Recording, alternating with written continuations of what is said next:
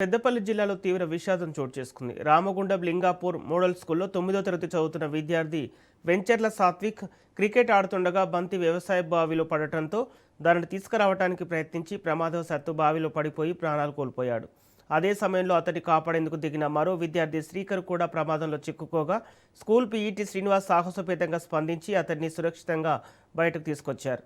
సమాచారం అందుకున్న పోలీసులు, అగ్నిమాపక సిబ్బంది బావిలో గాలింపు చేపట్టి సాత్విక్ మృతదేహాన్ని వెలికితీశారు. ఈ ఘటనకు స్కూల్ యాజమాన్యం నిర్లక్ష్యమే కారణమని ఆరోపిస్తూ సాత్విక్ కుటుంబ సభ్యులు, గ్రామస్తులు మృతదేహంతో స్కూల్ ఎదుట బైఠాయించి నిరసన చేపట్టారు.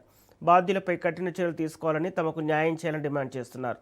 ఘటనపై పోలీసులు కేసు నమోదు చేసి అన్ని కోరాల్లో దర్యాప్తు కొనసాగిస్తున్నారు.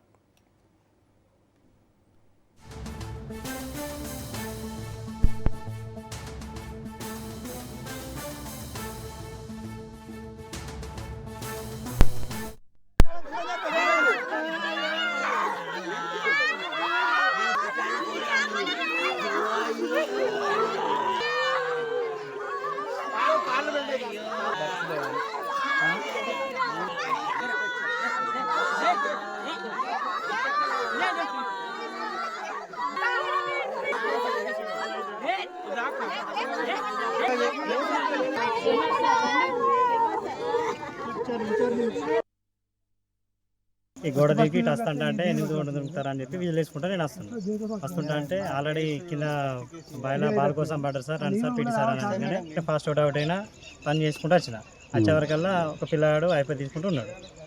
వెంటనే బాయిలో దిగి నా కాలు పట్టుకొని అతను పైకి ఎక్కించిన. అది వరకు ఇంకో పిల్లగాడు పడిపోయాడట. పడిపోతే అతను కనపడలేదు. వెంటనే 3 పిల్లలు ఒక పేరెంట్ దిగారు, సెర్చ్ చేసినా కానీ కనిపించలేదు. మునిగిన పేరు వెంచర్ల సాత్విక్, కాపాడిన పేరు మేకల శ్రీకాంత్. బాల్ పడ్డాయని 4-5 తీద్దామని వచ్చారు. అక్కడ చిన్న పిల్లాడు మన సాత్విక్ అనేటోడు బాల్ తీద్దామని 8th క్లాస్ ఏ సెక్షన్ వాడిని 4-5 పట్టుకున్నారు. కానీ వాడు బండజారి వాడు లోపల పడ్డాడు. ఆ తర్వాత పట్టుకున్న వాళ్ళందరూ ఏటో వెళ్ళిపోయారు భయపడి. ఆ తర్వాత నన్ను వర్షిత్ అనేవాడు నన్ను పిలుచుకొచ్చాడు, సాత్విక్ బాయిలో పడ్డాడు రా అని. ఆ తర్వాత నేను దూకి టీచరు ఇటు కార్నర్ దాకా పట్టుకొచ్చాను సార్. కార్నర్ దాకా పట్టుకొచ్చారు. నాకు బండజారి నా మీద పడ్డది బండ. వాడు నన్ను వదిలేసి నా నుంచి స్ట్రేట్గా వెళ్ళిపోయిండు. ఆ తర్వాత పీటీ సార్ వచ్చి నన్ను లేపిండు. అప్పటి నుంచి తెలుసు.